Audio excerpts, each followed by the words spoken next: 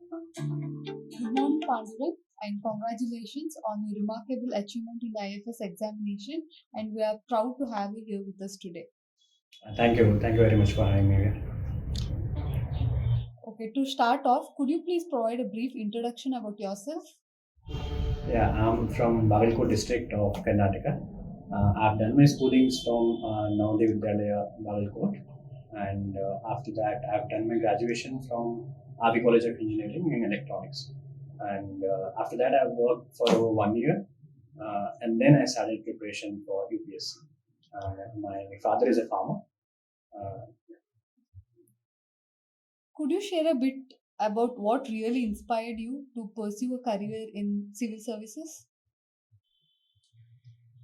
yes, while I was working, I had a few options to pursue. I had a couple of admits from universities from US, and civil services was one of the options. Coming from a rural background, I have personally experienced how civil services has an impact on people. I mean, I've seen how it gives an opportunity to reach a large section of people and make an impact in their life. This motivated me to pursue civil services. Definitely going to US or working in an IT, I would have worked well, but I think this made should I felt that this will make me more happy and make my life more fulfilled. This motivated. I think it provides a platform where one can reach a large section of people, especially the vulnerable section, where you can bring a change in their life.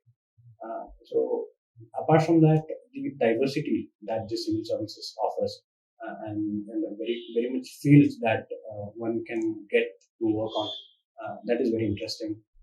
So apart from that, the social status that comes with the civil services is also good.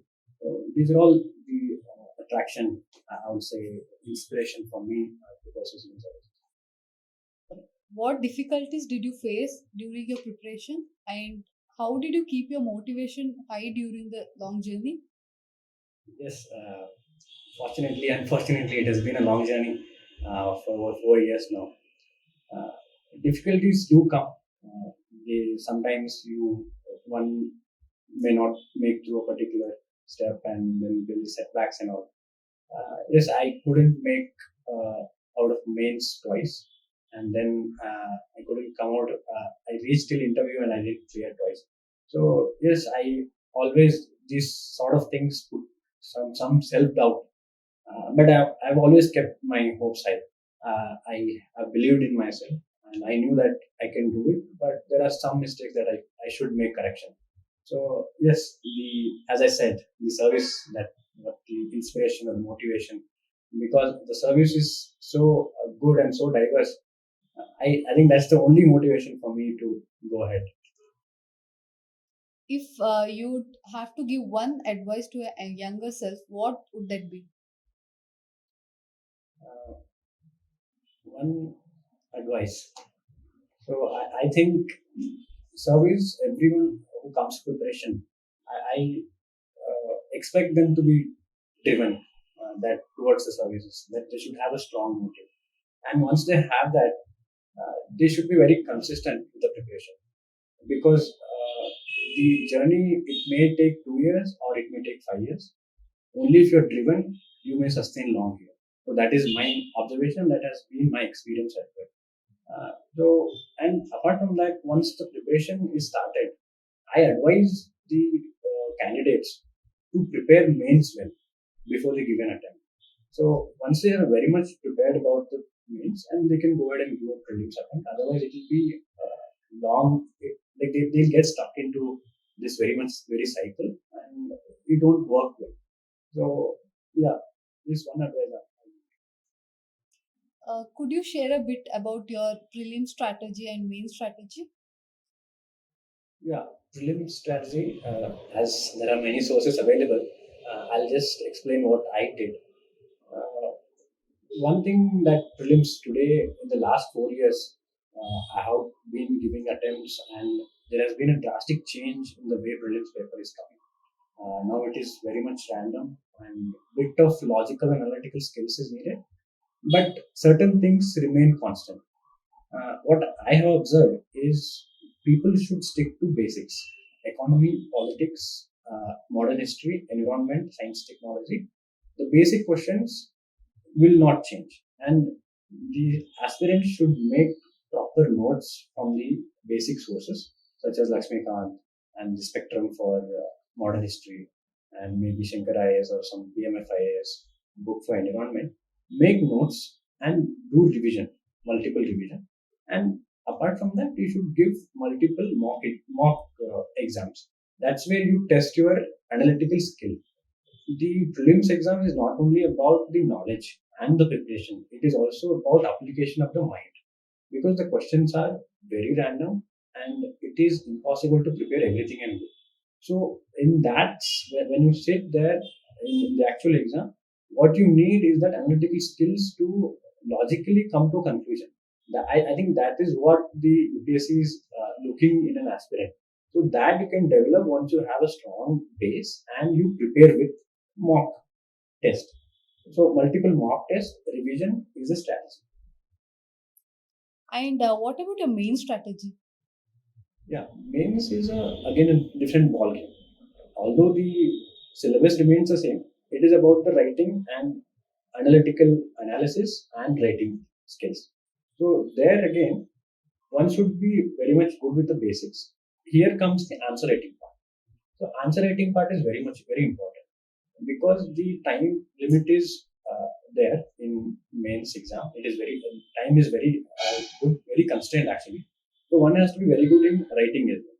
So there again, aspirants have to make short notes based on the syllabus. They should keep the syllabus aside, make the short notes, write examples, write case studies, which will add a value addition to your answer, and then look at the previous year questions, write answers for them, and take some test series, and there you practice it and then repeat the same thing. That will help. And one should be well versed with their options as well. Depending on how the preparation goes for each option, it will be different. I better suggest people to be well prepared with optional, because it's a very big part of this mains. So these are some of the strategies. To what an extent do you think social media is a distractor? And were you there on social media during your preparation days? Yes, social media can be a distraction, but I what I used to do was I used to deactivate my account just like 1 month, 2 months before the exams, and I used to stay away from them. So I suggest the aspirants as well to avoid it. Apart from that, the YouTubes, Telegrams, there are some important platform where you get the learning materials that you can use, but others you can just deactivate before the exam. What role has Statecraft played in your success? Yes, I've associated with Statecraft for my mains and interview preparation. For main preparation, the test series that I have given here and the discussions of them, that has helped me well. And the here the number of people were less, so the focus of the mentors was more individual based. So that I liked here, and the peer discussions as well, to exchange opinions and exchange more points as well. That helped me more value addition. And apart from that, the interview preparation, the one-on-one walks with Ankita ma'am, sir, and the moral support from Chandrakant sir as well. So this actually was a very booster for me, and I could perform well in my interview, both civil services and forest service. I did well because of the support that I got here. Any motivational mantra you want to give to aspirants? Yes, motivational mantra. I follow Bhagavad Gita's teaching. Uh, Krishna in one of the verses says that the concept of karma yoga. So one should stick to the duties. Should never worry about what the outcome is. So I always say that sometimes in the preparation there will be setbacks, but there is no need to worry. You should not regret about the past, and you should never worry about the future. You are here. You have come for the preparation. You have to give 100%. And maybe you might have failed, but maybe 5 years down the line, you won't even remember that you are worried now. So I just say be consistent, do the basic needs, the syllabus, the basic books, the revision, the answer writing. Those basic things should be done. and rest you should not worry. And just give honestly your attempt. That's What about the time management? Yeah, time management is very crucial because the syllabus is very huge. If you include the optional syllabus and the GS syllabus, it is very huge, and the questions in mains can come, prelims can come from anywhere. So one has to be like, has to stay away from social media. Have to have a proper timetable every day and stick to it. At least be honest with what you have, what you want to be, what you want to do actually. If you have made a plan for one day, be honest, at least 80-90%, if you're able to hit that, that will be enough. And based on the time that you have, you should divide among prelims preparation and mains preparation and your optional preparation. Like that, you should divide.